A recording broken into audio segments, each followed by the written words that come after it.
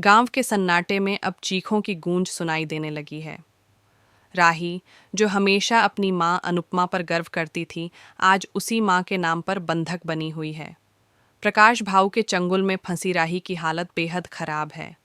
उसकी आंखों में डर नहीं, लेकिन एक बेचैनी है। वो बेचैनी जो किसी की इज्जत, किसी की जिंदगी पर मंडरा रहे तूफान से पहले आती है। सीरियल अनुपमा का आने वाला ट्विस्ट अब दिल दहला देने वाला मोड़ लेने वाला है। प्रकाश भाऊ अब खुद अपने गुनाहों का इकरार करता है।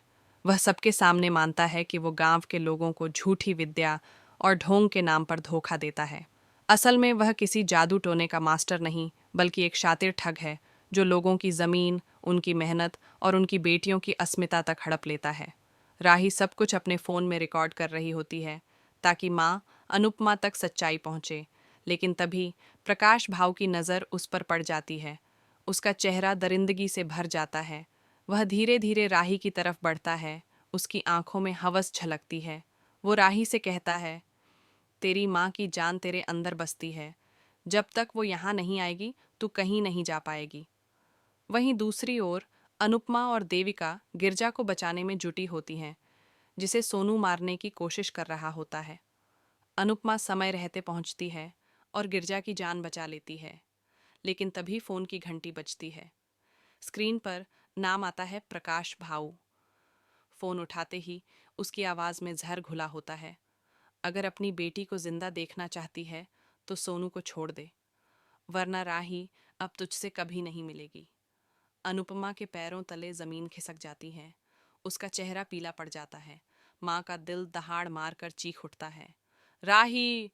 यही नाम उसके दिल से निकलता है और वो भागती है बिना एक पल गंवाए। उसे अब बस अपनी बेटी चाहिए, चाहे उसके लिए उसे जान देनी पड़े। इधर राही अपनी माँ से फ़ोन पर आखिरी बार कहती है, माँ, मेरी फिक्र मत करना, लेकिन उस सोनू को मत छोड़ना। वो इंसान नहीं, जानवर है। उसकी आवाज़ कांप रही है, लेकिन हिम्मत अब भी बाकी है। सोनू और प्रकाश दोनों अब एक ही जाल में फंसे हैं। एक अपराधी जो मासूमों की जिंदगी बर्बाद करता है और दूसरा जो औरतों की इज्जत से खेलता है। गांव के लोग अब भी अंधविश्वास में जकड़े हुए हैं। उन्हें सच्चाई दिख ही नहीं रही। लेकिन अनुपमा अब रुकने वाली नहीं। इस बार वो सिर्फ अपनी बेटी को नहीं बचाएगी, वो पूरे गांव की आंखें खोल देगी। अब सवाल ये है, क्या अनुपमा अपनी बेटी राही तक पहुंच पाएगी? क्या वो सोनू और प्रकाश जैसे दरिंदों को कानून के हवाले कर पाएगी, या फिर अंधेरा उन्हें निगल जाएगा? दोस्तों, अब कहानी पहुंच चुकी है अपने सबसे खतरनाक मोड़ पर।